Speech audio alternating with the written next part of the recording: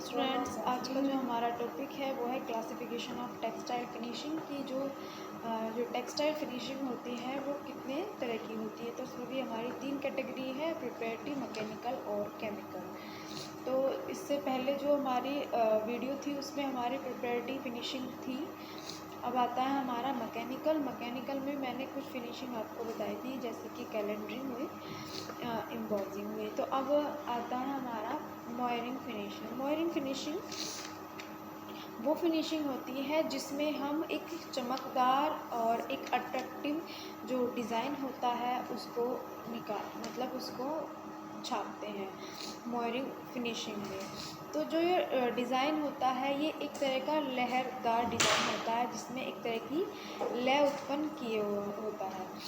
तो इसमें जो डिज़ाइन होता है हमारी मोयरिंग में ज़्यादातर जो हमारे वेफ्ट थ्रेड होते हैं, यानी कि जो हमारा बाने का धागा होता है, बाने के धागे में जब हम फैब्रिक को रोलर्स के बीच में से निकालते हैं तो उसमें क्या होता है कि बाने के धागे पर एक मोयरिंग इफ़ेक्ट निकल के आता है, यानी कि उसमें एक तिरछा या लहरदार डिज़ाइन निकल के आता है जिसे हम मोयरिंग कहते हैं। यानी कि मोयरिंग जो मोयर वर्ड है इसका मतलब ये है कि एक आकर्षक या चमकदार डिज़ाइन बनाना जो एक लहरदार यानी एक किसी भी लहरदार डिज़ाइन में बनाया गया हो। तो ये ज़्यादातर जो हमारा वेब थ्रेड होता है, वेब थ्रेड की जब हम रोलर से निकालते हैं फैब्रिक को तो वेब थ्रेड पर ये एक अलग तरह का डिज़ाइन निकालता हुआ चला जाता है, यानी कि एक लहरदार डिज़ाइन निकालता हुआ जाता है। एम्बॉसिंग का मतलब भी यही होता है कि एक तरीके से नक्काशी करना, यानी कि उस पर डिज़ाइन उभारना। तो एम्बॉसिंग में वही होता है कि जो हमारे दो रोलर्स होते हैं, रोलर्स के बीच में से जो रोलर्स होते हैं, एक रोलर्स पर हमारे फैब्रिक को रखा जाता है, दूसरे रोलर्स पर नमूने उभरे हुए होते हैं। तो जो पहला रोलर होता है जिस पर फैब्रिक लपेटा हुआ होता है उसमें क्या करते हैं, उसमें हम पहले वाले रोलर को केमिकल में या एक राल युक्त पदार्थ में उसको डिप करते हैं, यानी कि जब तक वो पूरा जो हमारा फैब्रिक है उस पदार्थ में रासायनिक पदार्थ में जब तक डिप नहीं हो जाता, उसके बाद क्या होता है कि जो जिस पर हमारा नक्काशी की हुई रोलर्स होते हैं तो उस रोलर्स को फैब्रिक वाले रोलर के ऊपर से गुजारा जाता है, ताकि जो वो नक्काशी है यानी कि एक तरह का डिज़ाइन है वो पहले वाले यानी फैब्रिक वाले रोलर पर आ जाता है। तो इसमें जो मेन रोल होता है वो होता है हमारे जो हमारा रासायनिक पदार्थ होता है उसके द्वारा ही हमारे रोलर्स से जो डिज़ाइन है वो डिज़ाइन फैब्रिक पर आ जाता है। उसके बाद आती है हमारी प्लीटिंग। तो जो ये प्लीटिंग जो हमारी प्लीटिंग फिनिशिंग होती है ये एक मैकेनिकल फिनिशिंग है जिसमें हमारा थर्मल और जो हमारी केमिकल को आपस में केमिकल फिनिशिंग होती है उसको आपस में मिला के बनाया जाता है। इसमें जो हमारी प्लीटिंग होती है यानी प्लीटिंग फिनिशिंग भी हम एक तरीके से बहुत सारी चीज़ों पर डिपेंड करती है हमारी प्लीटिंग फिनिशिंग भी, कि मान लीजिए अगर हमारा फैब्रिक कैसा है, उसकी अपीयरेंस कैसी है या फाइबर कैसा है, तो इनके अकॉर्डिंग या उसमें किस तरह की एसेसरी यूज़ की गई है उसी के अकॉर्डिंग उसमें प्लीटिंग फिनिशिंग की जाती है। तो जो प्लीटिंग फिनिशिंग होती है ये एक तरह की चाकू की तरह की होती है, यानी कि इसकी जो लेंथ होती है वो बहुत ज़्यादा होती है और उसकी विड्थ होती है वो बहुत कम होती है।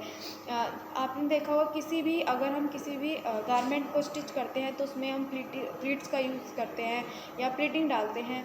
तो जो हमारी प्लीटिंग फिनिशिंग होती है ये भी इसी तरह की होती है कि जो हमारा फैब्रिक को फोल्ड किया जाता है रोलर्स के बीच में, लेकिन जो फोल्ड होता है फैब्रिक वो बाद में ओपन हो जाता है। तो वो फोल्ड की हुई जो शेप आती है फैब्रिक में उसे हम प्लीटिंग फिनिशिंग कहते हैं, जिसके द्वारा अलग अलग तरह के गारमेंट्स बनाए जाते हैं। फिर आता है हमारा टेंटरिंग। टेंटरिंग प्रोसेस में क्या होता है कि हमारे एक ही फैब्रिक में दो काम होते हैं, जिसमें जो रोलर्स होते हैं रोलर्स में दो अलग अलग रोलर्स पर क्लिप लगे होते हैं। तो उन क्लिप्स में उस फैब्रिक को फंसा दिया जाता है, यानी उस फैब्रिक की सैल्वेज को क्लिप्स में लगा दिया जाता है, ताकि जो अगर हमारा फैब्रिक गीला है तो वो उस रोलर से होते हुए सूख भी जाता है, और साथ में जो उसकी सैल्वेज होती है, जो उसकी फैब्रिक की किनारी होती है, वो एक समानांतर हो जाती है, यानी कि वो एक समान बन जाती है। तो टेंटरिंग में हमारे रोलर्स के बीच में फैब्रिक को गुजार के फैब्रिक को सीधा बनाया जाता है और प्लस उसको सुखाया जाता है। फिर आता है हमारा फुलिंग।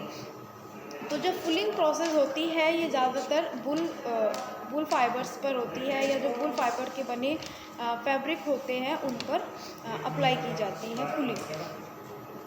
तो जो फुलिंग है, इस प्रक्रिया में ऊनी वस्त्र हेतु एक महत्वपूर्ण क्रिया की जाती है, जो वास्तव में एक सिकुड़न प्रक्रिया होती है ना, यानी कि इसमें एक सिकुड़न प्रक्रिया की जाती है। इस परिसज्जा में पहले तंतु को साफ किया जाता है, उसके बाद उसको क्या करते हैं, आर्द्रता और जो ताप होती है और साबुन और एक तरीके का उन पर दबाव के द्वारा उन्हें एक साथ घनीभूत, यानी उनको एक साथ इकट्ठा किया जाता है। तो कभी कभी क्या होता है कि इसमें तंतु की जो जुड़ाई होती है, यानी जब उनको तंतु को आपस में जोड़ा जाता है, उनको घनीभूत किया जाता है, तो उसमें वृद्धि हेतु रसायनों को भी मिलाया जाता है, यानी उनमें कुछ केमिकल्स को भी मिलाया जाता है।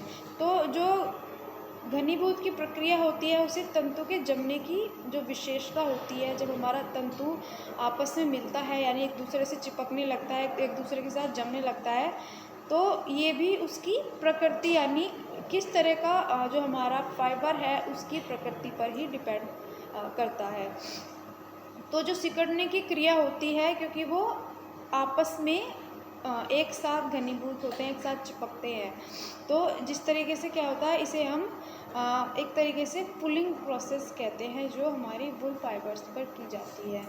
फिर आती है हमारी क्रेम्बिंग। क्रेम्बिंग भी हमारी ऊनी वस्त्रों की ही परिसज्जा कहलाती है, क्योंकि इस परिसज्जा में खींचने की क्रिया, यानी कि जब हम किसी भी फाइबर को या वूल को खींचते हैं, तो उस खींचने की प्रोसेसिंग को ही हम क्रेम्बिंग कहते हैं, जिसमें हम क्या करते हैं कि गर्म पानी और वाष्प के रोलर्स के ऊपर से हम उस फैब्रिक को या फाइबर को गुजारा जाता है, जिससे कि वो एक गर्म पानी के संपर्क में आते हुए या गर्म वाष्प के संपर्क में आते हुए उस फाइबर को खींचा जाता है। तो फिर उसमें उसके बाद क्या करते हैं, उसको ठंडे पानी में डाला जाता है। तो उसे 2-3 प्रोसेस के द्वारा गुजारा जाता है, कि पहले उसको गर्म पानी में या उसको वाष्प के रोलर्स के बीच से गुजारा जाता है, उसके बाद उसको ठंडे पानी में डाला जाता है, इसके बाद उस पर प्रेस की जाती है।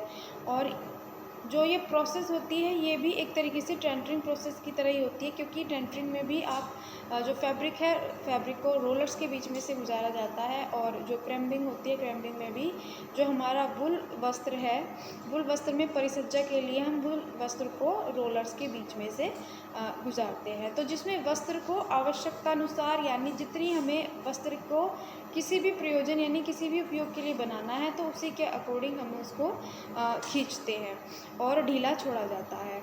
तो ये क्या होता है कि इसमें लास्ट में क्या होता है कि एक तरह की जो उसकी चौड़ाई होती है, वो चौड़ाई सेट हो जाती है, ताकि वो ताने और बाने के धागे में आपस में संबंध स्थापित होने लगते हैं।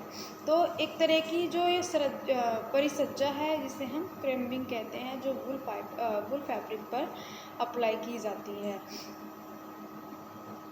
इसमें जो एक तरह का जो असमान सिकुड़न होती है, यानी कि जो एक किसी भी वस्त्र की जो सिकुड़न होती है, उसे सिकुड़ने से बचाया जाता है क्रेम्बिंग प्रोसेस में। फिर आती है मर्सराइजिंग प्रोसेस, यानी कि केमिकल फिनिशिंग। केमिकल फिनिशिंग वे होती है जिसमें हम केमिकल्स का यूज़ करके केमिकल्स को मिला करके वस्त्र पर परिसज्जा करते हैं, यानी वस्त्र को आकर्षक और सुंदर बनाया जाता है। तो जिसमें आती है हमारी मर्सराइजिंग प्रोसेस।